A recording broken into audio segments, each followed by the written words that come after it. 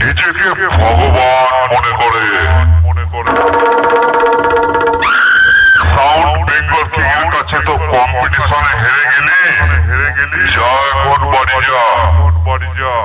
নেশা কাটলে আবার আসিস